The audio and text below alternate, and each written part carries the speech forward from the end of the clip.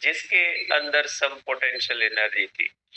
इसके बाद इसने क्या किया, इस बोरर को इसने रिलीज किया, सॉरी इसको ब्लॉक को इसने रिलीज किया।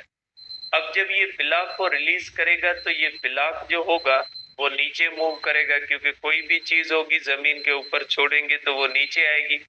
और ये नीचे इसलिए आती है क्योंकि ग्रेविटी इसके ऊपर वर्क करती है, और ग्रेविटी की वर्क की वजह से इसने तेजी से ब्लॉक ने नीचे मूव किया।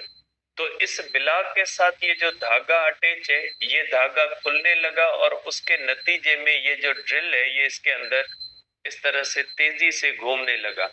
और इसकी अंदर घूमने की वजह से इसने देखा कि इस पानी का टेम्परेचर बढ़ जाता है। ठीक है, इसने इस एक्सपेरिमेंट को बार बार इस तरह से इसको ब्लॉक को ऊपर ले गया, फिर इसको रिलीज करता गया। तो नतीजा ये निकला कि पोटेंशियल एनर्जी की वजह से वर्क हुआ, और उस वर्क की वजह से इसने यहाँ पे रोटेट किया, और इस रोटेट करने की वजह से इस पानी का टेम्परेचर बढ़ गया। अब इससे क्या साबित होता है, इससे साबित ये होता है कि ये जो ग्रेविटी का वर्क होता है ये किस में कन्वर्ट हो गया, हीट के अंदर, और इसी वजह से पानी का टेम्परेचर जो है वो बढ़ गया।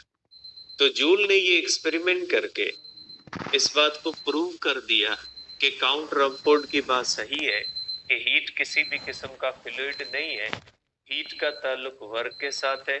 जब वर्क किया जाता है तो वो वर्क जो होता है वो हीट के अंदर ट्रांसफर होता है, और उस हीट के वजह से उस चीज का टेम्परेचर जो होता है वो बढ़ता है। ठीक है, तो ये एक कॉन्सेप्ट जो काउंट रमफोर्ड ने केनन मजल की बोरिंग के दौरान स्टेब्लिश किया कि मुझे लगता है कि हीट का ताल्लुक वर्क के साथ है, उसको एक्सपेरिमेंटल जो बेस प्रोवाइड किया वो प्रोवाइड किया जूल ने। ठीक है, और जूल के एक्सपेरिमेंट के बाद ये तय हुआ कि हीट किसी भी किस्म का कोई भी फ्लूइड नहीं है, हीट वर्क से रिलेटेड है। ठीक है, और जब वर्क किया जाता है तो हीट जो होती है वो पैदा होती है। हीट किसी भी किस्म किसी भी चीज के अंदर मौजूद नहीं होती एज अ फ्लूइड। ठीक है, तो आप कह सकते हैं कि joule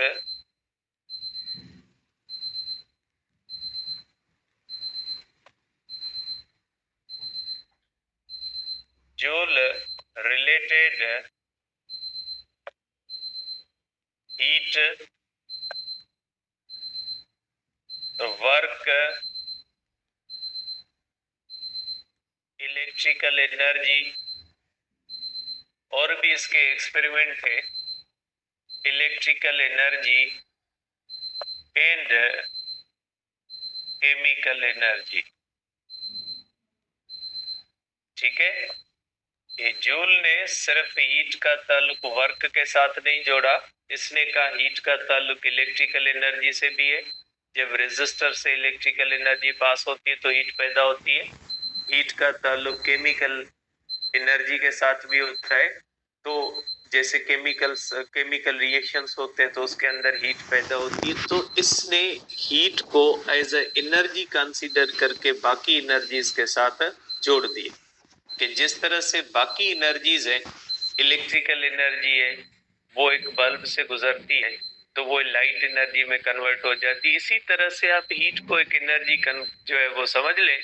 different forms of energy heat की सूरत में उसी तरह से कन्वर्ट होते हैं जिस तरह से बाकी forms of energy other forms of energy के अंदर होते हैं। और इसने ये कहा कि हीट भी उसी तरह से law of conservation of energy को फॉलो करती है जिस तरह से बाकी एनर्जीज फॉलो करती है। एक्चुअली एनर्जी कंजर्व है, जब वर्क किया जाता है तो वो energy one form of energy से अदर फॉर्म ऑफ एनर्जी के अंदर कन्वर्ट होती है। तो यहाँ से इन एक्सपेरिमेंट के बाद law of conservation of energy भी स्टेब्लिश हुआ था, जो भी जूल का उसके अंदर बहुत बड़ा रोल है। तो आप कह सकते हैं कि ये एक नया कॉन्सेप्ट था, और इसने एक मैथमेटिकल एक रिलेशन भी बनाया कि work is directly proportional to the heat produced.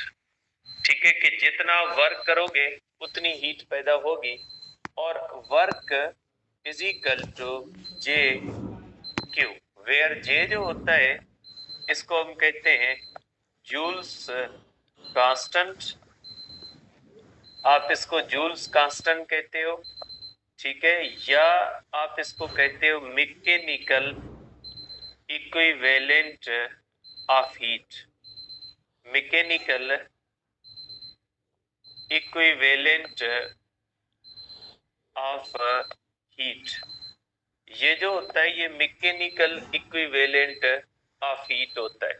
और अगर आप इसको देखते हो तो ये जो होता है, ये जे जो होता है is equal to W upon Q होता है, ठीक है।